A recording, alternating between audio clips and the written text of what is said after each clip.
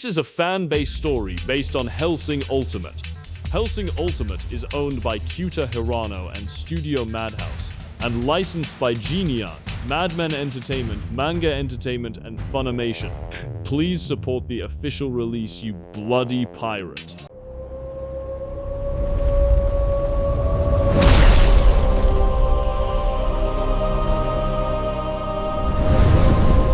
Chapter 1.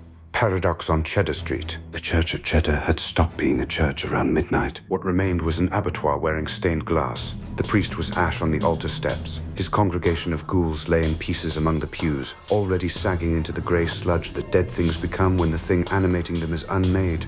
Moonlight came through the shattered windows in hard silver blades, and everywhere it fell, it found blood. In the center of the nave, a police girl lay dying with a hole through her chest. And the man in red who had put it there stood over her, listening to her heart negotiated surrender. Alucard was still savoring it. The choice she had made, the yes that had come bubbling up through a punctured lung when the night hiccuped. Not a sound, not a light, just a stutter in the fabric of the dark, the way a candle flame ducks when a door opens somewhere in the house. And then in the aisle between the ruined pews, where a heartbeat ago there had been nothing but ash and moonlight, there was a woman. She was entirely wrong for the room. Her clothes were immaculate. Her posture had none of the hunched tension of things born to nights like this. She turned in place, taking in the gore, the severed limbs, the smoking remains of the priest, and her eyes went wide with the pure, bottomless confusion of someone who does not know where she is, who she is, or how she came to be standing in a slaughterhouse. Alucard's grin arrived before his interest did. It usually did. He came out of the shadows the way he always came out of shadows. Unhurried, boot heels on stone, the red coat drinking the moonlight. His senses reached her before his body did, and that was when the grin stopped moving. She carried his mark. He knew his own signature the way a wolf knows its own scent. It was burned into her, deep, structural, woven through her like a watermark through paper, unmistakably his, and utterly, offensively illegible. The mark was written in his hand, but in a script he had never learned, a grammar of himself that did not yet exist. It was like finding his own signature on a document dated a century after his death. Alucard had spent 500 years cataloging the impossible and eating most of it. Mysteries amused him, monsters delighted him, but a paradox, a thing that should not be able to exist without his permission and existed anyway, that did not amuse him at all. Something old and territorial turned over in his chest, slow and cold. The woman's eyes found him.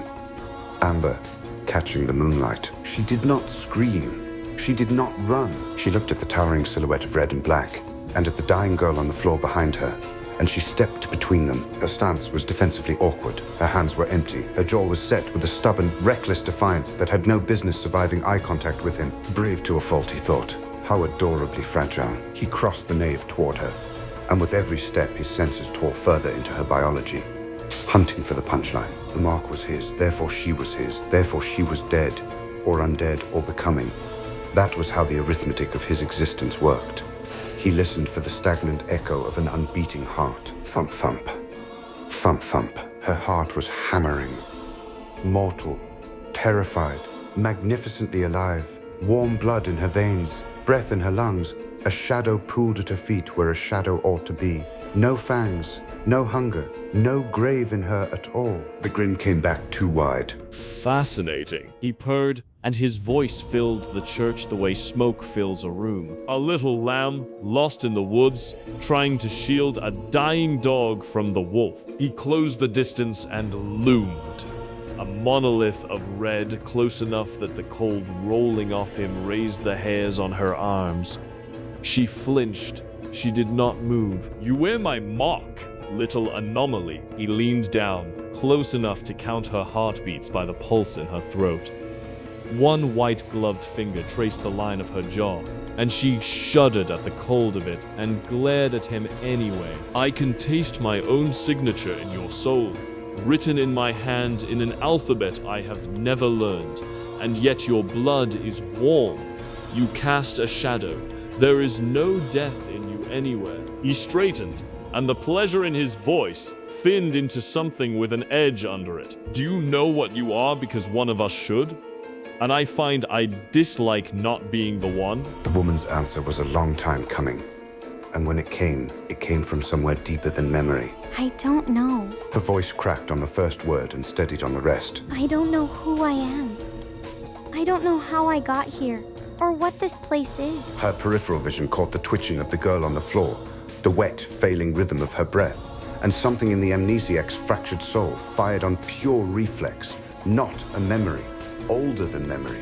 The instinct slammed down over her terror like a visor. But whatever you are, She said, and her tone dropped into a dead, quiet absolute. and whatever you're planning to do to her, you're going to have to go through me first. The silence stretched.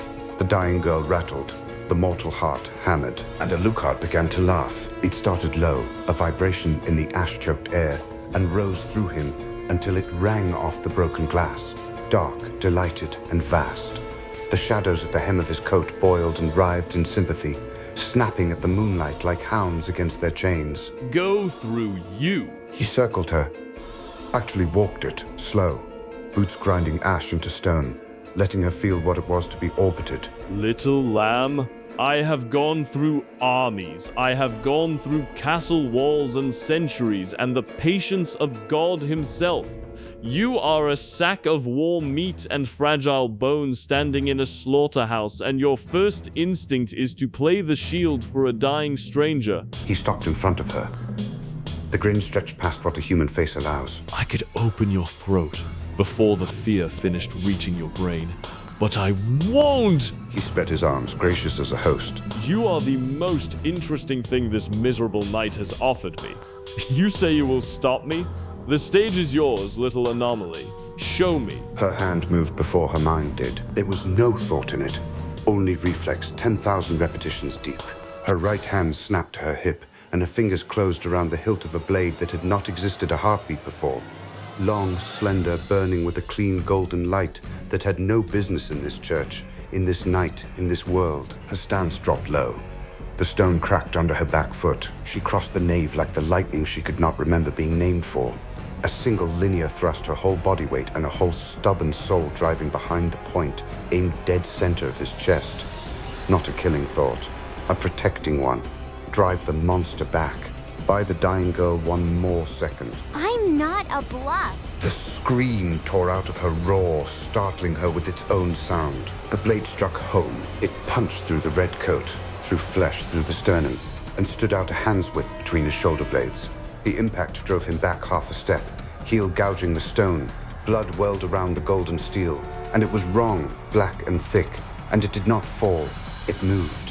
It crawled along the blade like a living thing, smoking where the radiant light touched it, and where it dripped, it landed as shadow and slivered home to the hem of his coat. She held the thrust, white-knuckled, chest heaving, waiting for the monolith to fall. The monolith looked down at the sword in his heart the way a man looks at a stray thread on his sleeve. A magnificent strike.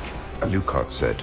His voice was perfectly steady. Around the blade, his flesh was already moving, not healing so much as disagreeing with the wound, shadow matter flowing where meat should be. Flawless form, maximum velocity. A thrust designed to end a life in a single stroke. Against anything that lives, it would have. He took hold of the blade with one gloved hand, gently, almost fondly. But you have run a sword through a grave, little spark. There is nothing in this chest for you to kill. That work was done 500 years ago, by better men than either of us. He stepped backward off the blade, slowly, letting her feel every inch of it slide free, letting her feel the total absence of resistance where her heart should have caught. The wound in the coat gaped black for a moment. Then the shadows closed over it like water over a stone, and there was no wound at all. She was already moving. The instant the weapon proved useless, she abandoned it. No hesitation, no white-knuckled denial, shoved off his chest with both hands and let the recoil carry her backward across the slick stone. She did not stumble. She dropped her center of gravity and skidded to a stop in a low crouch, planted directly over the bleeding girl. Empty-handed, ragged, unbroken. The golden sword clattered to the stones between them and guttered out like a candle. Then I guess. She gasped, dragging air into her lungs.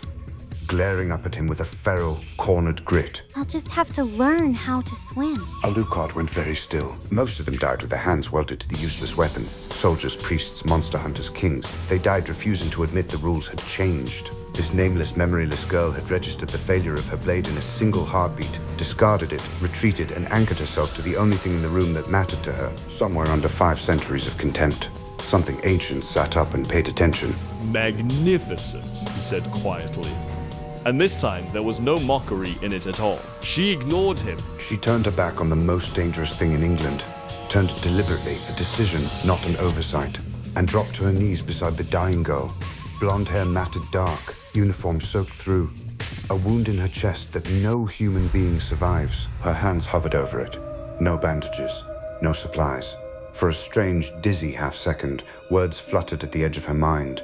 Potion, crystal, menu, meaningless, and gone before she could look at them directly, like fish under ice. Hey. Her voice came out level, command level. A tone forged somewhere she couldn't remember, on front lines she couldn't name. She took the girl's face in both hands and forced the fading blue eyes to focus. Stay with me. Do not close your eyes. The blue eyes found her, clung to her. She looked at the wound. Then at the twin punctures on the girl's throat, already knitting closed under dark, wrong-colored tissue. Then back over her shoulder, at the grinning tower of red standing amid the ash with her useless sword at his feet. Cause. Effect. What did you do to her? No reverence in it. No fear left over to spend. Just the flat, level demand of a medic under fire. How do I keep her alive? Alucard's laughter this time was low and genuinely delighted. Keep her alive? He strolled closer, unhurried, and crouched down across the dying girl from her, folding all that height and darkness down until his crimson eyes were level with her amber ones. Little Spock, I put that hole in her myself. He said it with relish. He watched it land. The filth on the altar took her hostage, held her as his shield, and thought it would stay my hand. A jagged sliver of grin. I shot through her lung to reach his heart, and then I knelt in her blood, and I offered her a door out of this abattoir, and she said yes. What you are trying to bandage is not a wound, girl. It is a threshold. She is not dying. She is being evicted. He gestured almost tenderly at the knitting flesh of the throat. She drank from me.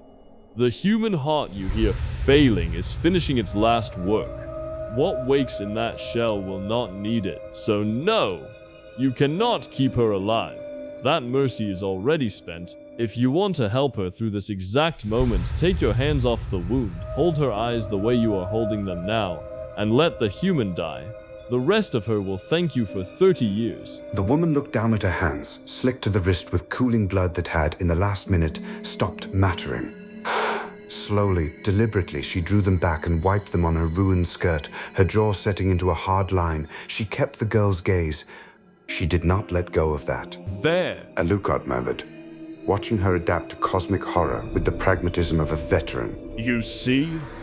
You understand triage. You understand thresholds. Your body drops into a duelist's crouch that takes a lifetime to learn, and your hands know battlefield medicine, and you claim to know nothing. His eyes narrowed to burning slits. So answer the only question in this church worth asking. What ocean of corpses did you cross to earn such glorious reflexes? She searched for it.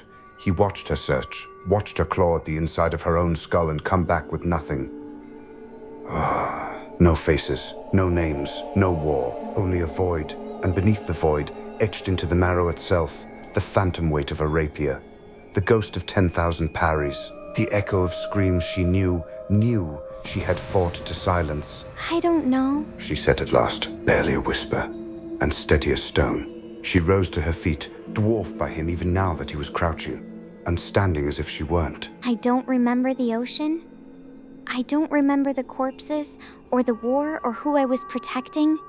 I don't even remember my own name. She looked down at her empty, blood-stained hands. The fingers twitched once around a hilt that wasn't there. But my body remembers holding a sword longer than it remembers being empty. And it remembers how to kill things that stand in the dark. Her eyes came up and locked on his. Right now, that feels like the only memory that matters. And for one flickering instant, One frame of the night, gone before even she could notice it. The shadows at her feet moved. Not toward him, around her. They curled up from the stones like hounds greeting a long-lost master, and threaded through them impossibly ran filaments of the same radiant gold that had lived in her blade. Then it was gone. She never saw it. Alucard saw it. The grin that spread across his face this time was slow and wide and had nothing of mockery left in it, only an ancient, rapturous anticipation, the look of a connoisseur who has just been handed a vintage from a year that has not happened yet. He rose to his full height and studied her the way he had once studied siege maps. A soldier without a war. He stated, like summarizing her existence that no longer had purpose. A weapon without a master. A mortal wearing my signature in a hand I have not yet learned to write. His lip curled. The first honest flash of the offense underneath the delight. I do not care for riddles written in my own blood, girl. Paradox is an insult. It implies the universe is keeping secrets from me, and I have eaten everything else it tried to keep. He reached out, past her guard, before she could so much as tense, and tapped one gloved finger, lightly, against the center of her forehead. Cold went through her skull like a nail of ice. And yet, here you stand. He withdrew the hand. I tried to read your name off the mark. It is there. I can feel it, the way you feel a word on the tip of the tongue. And it will not come. The script refuses me.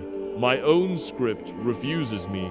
A low sound. Half growl, half laugh. So until the mark learns to speak, I will do the naming myself. He circled her once more, slowly, nostrils flaring. And this time he was not measuring her as prey. He was reading her. You do not smell of the grave. You do not smell of this world at all. You smell of cold, clean dark, and something burning very far away. He stopped in front of her. Starlight, you smell of starlight, little anomaly. She looked him square in the eyes and gave a sharp reply. If you want to give me a name, I will offer you one. You may call me Celeste. The grin softened by a single degree, which on that face was nearly tenderness. Celeste, then, of the heavens. It will do until the truth arrives. Wear it better than you wore that stance. Behind them, on the bloody stones, the police girl's heart stopped. Celeste spun and froze, because the girl's eyes had opened, and they were red, deep, wine-dark, luminous red, blinking up at the shattered roof and the moon beyond it with a newborn's confusion. The terrible wound in her chest was simply gone. Her skin had gone moon-pale. When she breathed, out of habit, nothing more. No fog came off it in the cold. Ceres Victoria. Master? The fledgling whispered, to no one she could see. Rest, police girl. Alucard's voice had changed register entirely, command, and something almost paternal buried so deep it might have been fossilized. Your first night has been long. The sun is coming, and you will hate it soon enough. He gathered the fledgling up off the stones as if she weighed nothing, and turned toward the ruined doors of the church, and paused. He looked back at Celeste over the red line of his shoulder. Outside those doors, there are soldiers. They serve an organization that has spent a century doing to things like me what you tried to do with that pretty golden sword, and succeeding on occasion. They answer to a woman with cold blue eyes and no sense of humor whatsoever, and she is going to look at you and see exactly what I see. An impossibility standing in her crime scene wearing her monster's mark. The grin came back, jagged and anticipatory. She is going to have questions, little spark. Hours of them. I suggest you answer honestly. I did once, and look how well that turned out for me. He walked out through the broken doors with his fledgling in his arms, into the gray threshold of dawn, where floodlights and rifle barrels and one long black car were waiting in the churchyard mist. And Celeste, nameless an hour ago, named by a monster now, looked down once at the gutted golden sword on the stones, and at her own steady, blood-stained hands. Then she squared her shoulders and followed him out into the light, toward the woman with the cold blue eyes. The interrogation could have her next. She intended to survive it. End of chapter 1. Be sure to smash that like and subscribe. Like your life depended on it. With me, it probably does.